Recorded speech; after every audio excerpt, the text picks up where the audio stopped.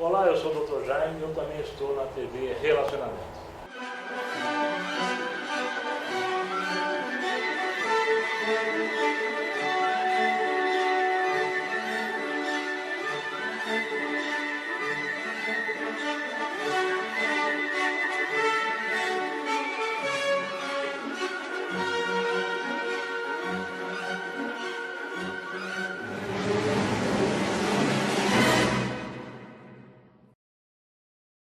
Olá, internautas, iniciamos mais um programa Quadrinhos para Quadrados Redondos. Há muito tempo eu gostaria de fazer uma matéria sobre José Lancelotti, tá? Uma das grandes personalidades artísticas aqui no Brasil, que foi comparado ao Debré aqui. Então, nessa revista Manchete, né, de 1971, ela mostra um pouco, né, do trabalho em que ele percorreu aí várias localidades do país, né, e mostrou isso em belos trabalhos, né, fazendo com que a população em geral soubesse muito da cultura do país através dos seus desenhos. Okay? E para que a gente tenha aí um bate-papo muito legal, nós convidamos então a Jussara Lancelotti, filha do José Lancelotti.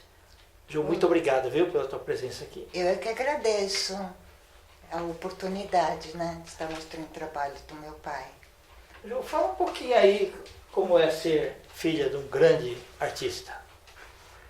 Então, como a gente se acostuma convivendo com o artista, então eu vivi com meu pai até os meus 18 anos.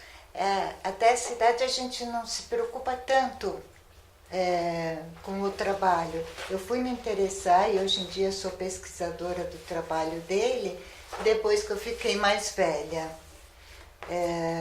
Então, o que eu sei te dizer é o hoje em dia, que eu acho que é um trabalho, um documento para sempre para o Brasil, porque Sim. fala do Brasil inteirinho, do folclore, dos costumes folclóricos, étnicos e populares, né? Perfeito. O meu pai deixou uma observação, isso aqui são umas folhinhas que ele fazia Muito interessante. cômicas, né? São umas ele piadinhas. tinha uma veia cômica aqui muito interessante, igual nesse trabalho aqui Isso aí também. é uma coleção de cartões que Perfeito. ele fez. Olha que trabalho bonito aqui que ele fez, visitando aldeias indígenas. Sim. Eu vou ler uma coisa legal dele.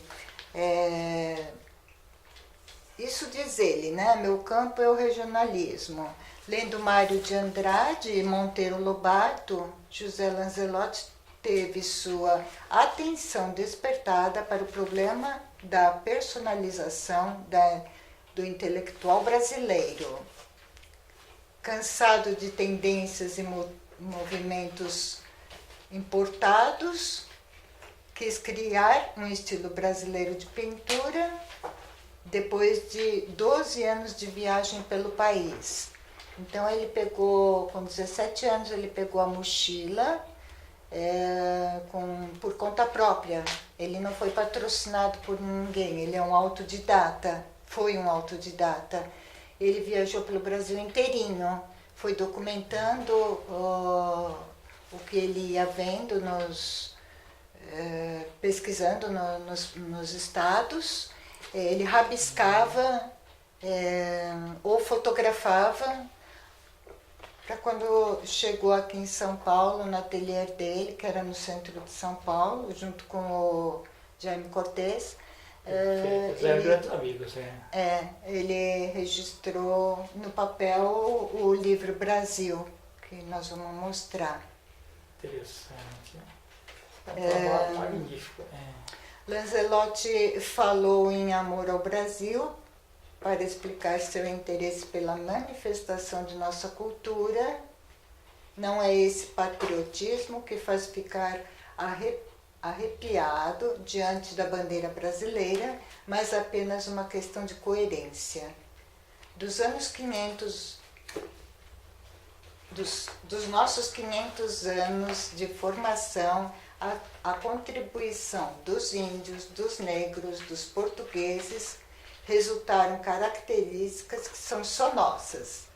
A própria situação geográfica e climática impõe um tipo de cor e luminosidade que não é comparável a outros países.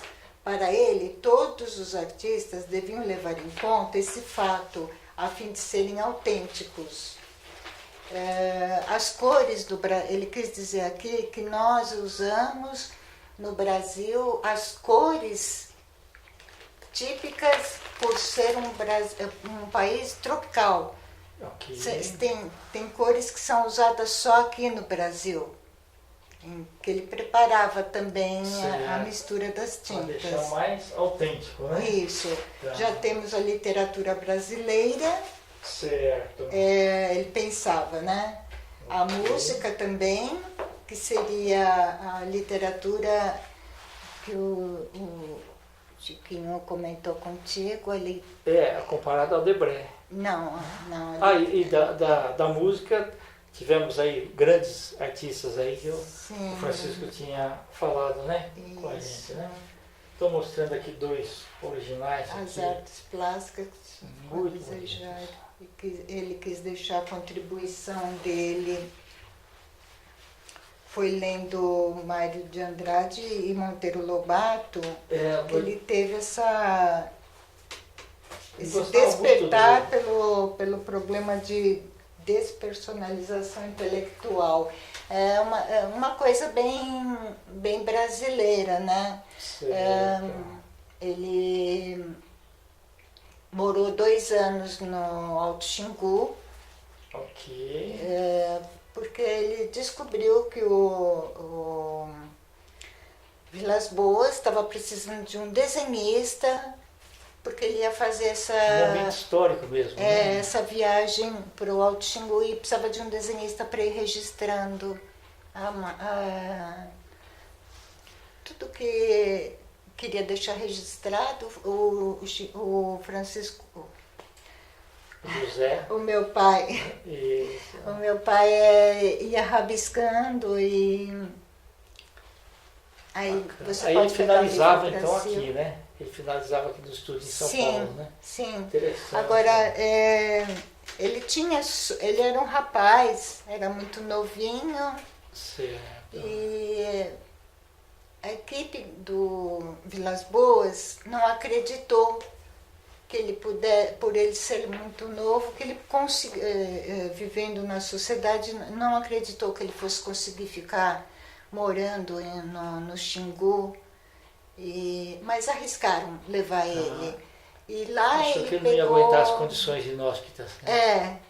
E depois de 6 meses que ele ficou no Alto Xingu, ele pegou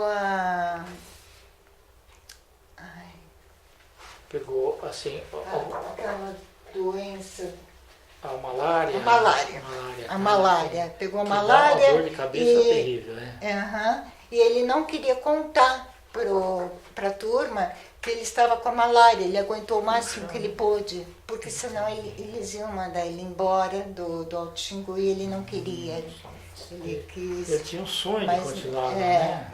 Mas ele ficou com a febre muito alta e chamaram um aviãozinho daquele da FAB, da né? FAB, trouxeram ele para se tratar e ele, por conta própria, depois que se curou, voltou para o Alto Xingu. Então ele ficou 6 meses em 1948 e 6 meses em 1949. Ok. E uma experiência de vida notável, né? isso. Aí no livro Brasil Sim. tem histórias, costumes e lendas. Tem a matéria vista pelo Brasil todo, que era a pesquisa que ele fez. Tem todos os estados. Ok. Aqui é uma foto dele com um indinho, Ah, que que esse bacana. indinho se chama Iberê, é o nome que ele pôs no filho dele, no meu irmão. Tá, É Iberê. entendi. Esse Tá. indinho tem uma história, não sei se é interessante Interessante, contar. sem dúvida. É a história que ele foi pular uma fogueira e queimou os pezinhos. Tá. E aí o meu pai carregava ele no colo, Ah, entendi. porque ele estava com os pezinhos queimados. Muito bacana, É. Não, e dava um carinho que naquela ocasião era fundamental. Sim, Muito bacana.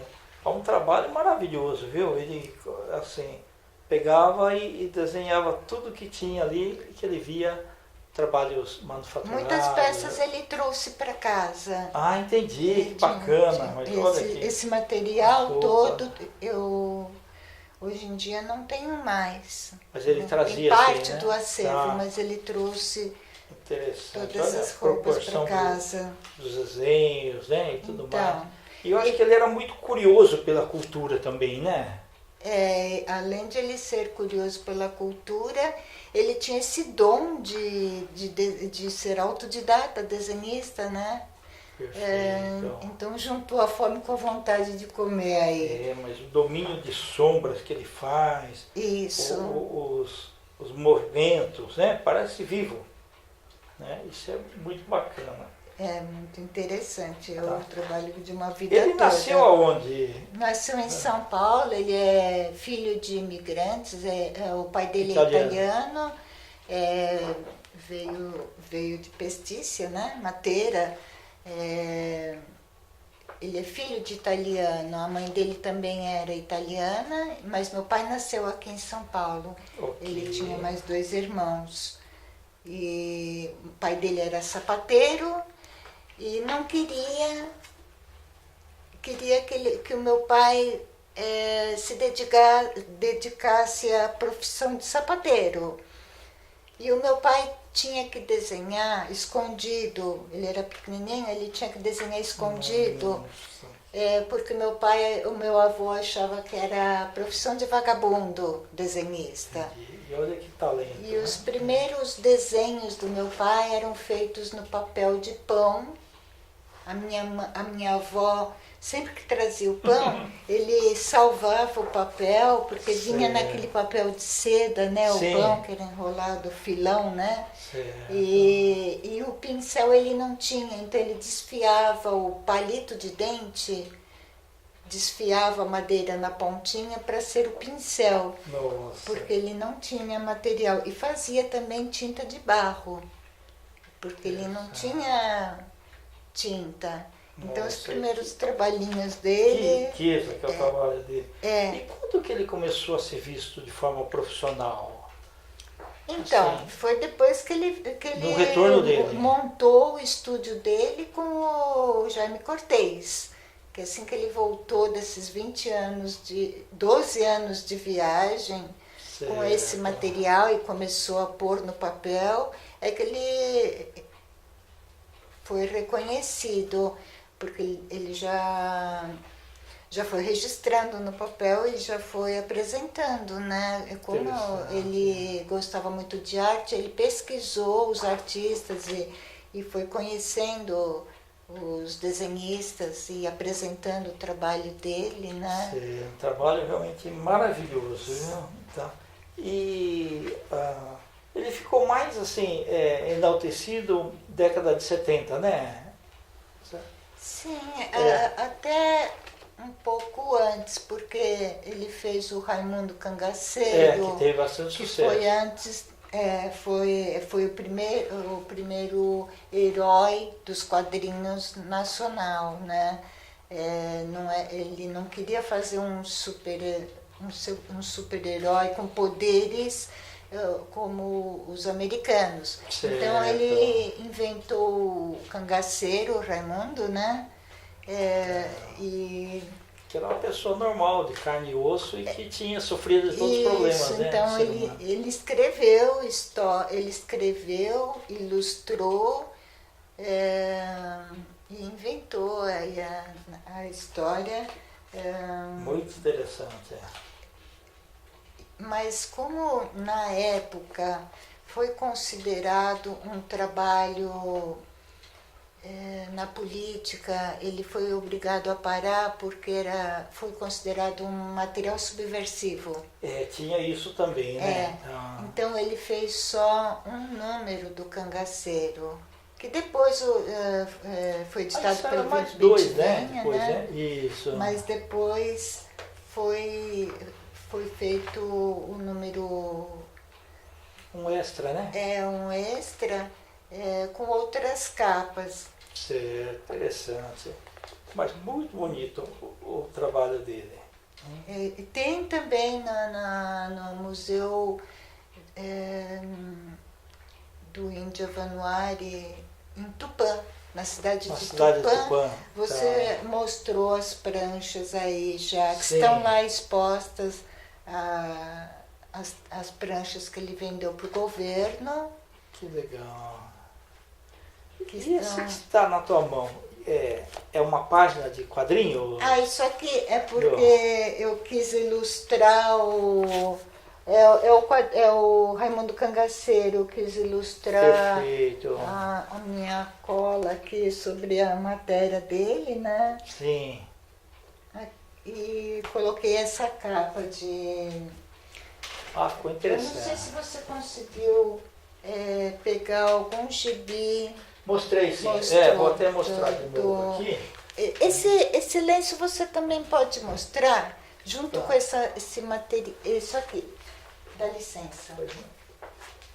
Isso aqui foi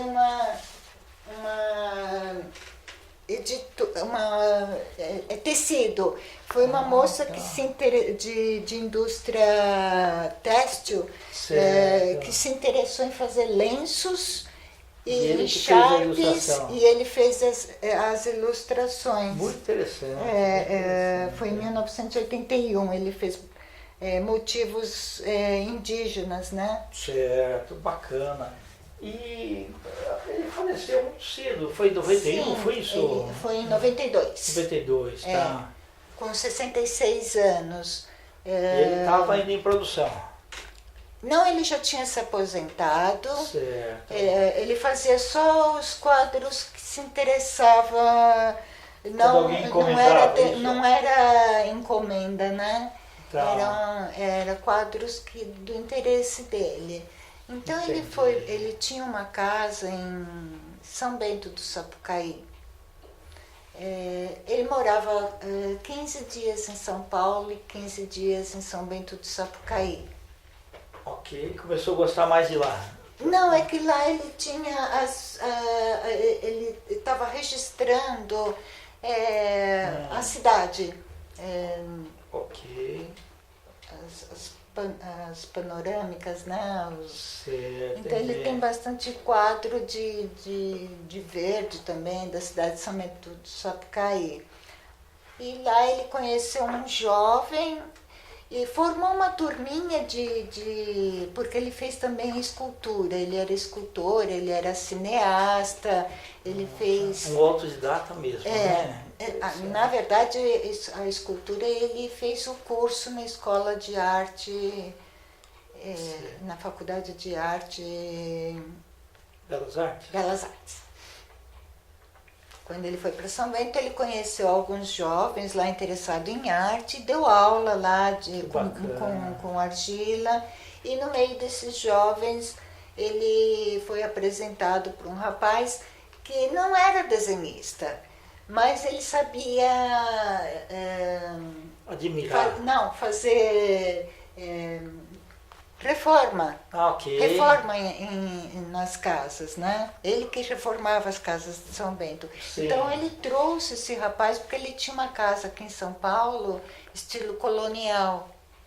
E era toda decorada com esses bonequinhos de barro vitalino, decoração indígena. Ele decorou... Faltava restaurar alguma coisa? Não? Então ele precisava reformar o telhado da casa, que estava com problema. Ele trouxe esse rapaz de São Bento do Sapucaí e tinha o hábito de, depois do almoço, tirar um cochilo de 15 minutinhos. Entendi. E então ele trouxe esse rapaz, almoçaram e depois ele foi tirar o cochilo dele de 15 minutinhos e nesses 15 minutinhos foi a oportunidade que o rapaz teve de pegar na copa da cozinha o pau do pilão, porque a cozinha era decorada com um pilão e azulejos coloniais. Sim. E ele pegou o pau do pilão, foi no quarto do meu pai e quebrou o crânio do meu pai em 2 locais. Nossa. Fez 2 buracos na cabeça dele e matou ele, foi latrocínio. Poxa. Matou e roubou. Ele roubou as joias que meu pai guardava, que era lembranças que ele tinha da mãe dele. Sim. E os dólares que meu pai, por ingenuidade, guardava dentro de casa.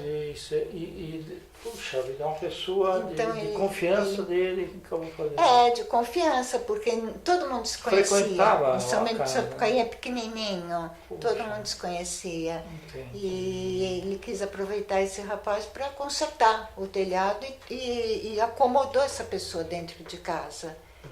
Então, depois a polícia descobriu que foi por ter acomodado essa pessoa, porque a pessoa trancou a casa e foi embora. Certo, entendi. Como meu pai morava sozinho, Sim.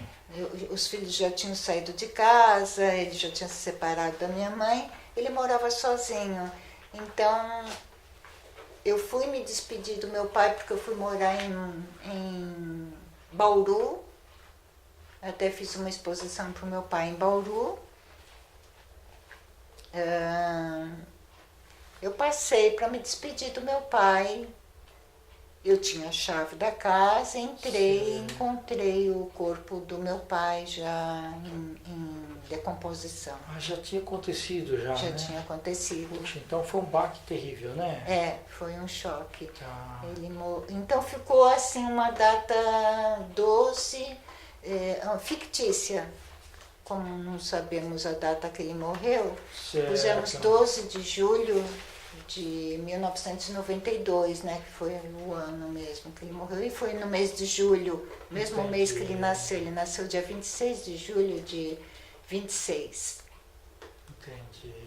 Aí ficou a morte dele dia 12 de julho de 92. Tá ótimo. 66 anos, mas ele era saudável, podia estar vivo até hoje, fazendo a arte dele, mas cada um tem o seu dia, né, de se despedir. Então... Tá. Você, como filha de um grande artista, como é que foi aí a convivência com seu pai? O meu pai se dedicava muitas horas, ele teve um ateliê, ele que montou a casa. Então ele montou essa casa já com um ateliê para ele trabalhar. E naquela época, não é como hoje em dia, ele educou os 3 filhos a não entrarem no ateliê dele enquanto ele trabalhava. Tá. E também não incentivou ninguém a ser artista? Incentivou. Meu irmão é desenhista e a minha irmã nasceu com o dom de desenhista. Ela é artista. Bacana, que bacana. E eu nasci com o dom de amar a arte. Então, na verdade, sobrou eu para fazer essa pesquisa, que na verdade ele deixou alguma coisa escrita. Certo, entendi. Como o meu irmão é artista, ele se interessa mais em fazer a arte do que estudar a arte do meu pai. A minha irmã é a mesma coisa, ela é uma artista. Certo. Então ela se interessa mais em fazer arte do que... Então eu acho que as coisas são como devem ser, né? Porque eu só pinto 7. Entendi. Tá não sei desenhar, não sei rabiscar nada, mas gosto muito de arte, admiro a arte, admiro não só o meu pai, como todos os artistas. meu pai ensinou a gente a gostar de arte também, mostrou muita coisa interessante pra gente, sobre a música também, ele gostava de música clássica, então eu conheço bastante sobre a música clássica, porque ele desenhava com inspiração na música clássica. Que bacana. Então nós tivemos a infância toda ouvindo música clássica, né? Muito bom. E ele cedia muito material pra gente, lápis de cor, o guache, o papel não faltava pra gente Entendi. brincar de desenhar. Mas eu infelizmente não tenho esse dom porque eu admiro muito quem sabe desenhar. Bacana. O que é bacana, Jussara, é que você também prestigia os eventos de quadrinhos, né? Sim. Você vai, toda vez que tem Nos quadrinhos, eventos, você vai aos eventos também, né? ultimamente não tenho ido porque eu estou impossibilitada de ficar muito tempo em pé, né? Eu tive um problema na coluna, mas durante bons anos eu estava presente e pesquisei bastante sobre quadrinhos, que é um assunto que me interessa, né? Tá É um bom. assunto bacana. Nós estamos nos instantes finais aqui, tá? Tá. Eu te agradeço imensamente, porque esse daqui é um registro muito bacana sobre a obra do teu pai, tá? Então, o José Lancelotti está muito feliz aqui em ter você como representante falando da obra dele, tá? Muito obrigada, eu Obrigado agradeço a você. Você oportunidade. quer deixar algum contato seu? Então, se alguém quiser algum material, porque o acervo está guardado comigo. Sim. Então, se alguém quiser algum material do meu pai que precise pesquisar, ou alguma ilustração, porque eu dou autorização para quem precisa usar o material dele, eu dou autorização. Tá. Tem muito livro didático que me procura. Entendi. Então, meu celular é 11, né, São Paulo, 98468-8151. E tem o meu e-mail, que é Jussara, com 2 S, ponto Lancelotti, com 2 L's, 2 T's, final I, @hotmail.com. Perfeito. Sara, muito obrigado, tá? Pela tua presença aqui. Muito obrigada também. Internautas, nós então finalizamos mais um programa Quadrinhos para Quadrados Redondos. Um grande abraço e até a próxima. Tchau.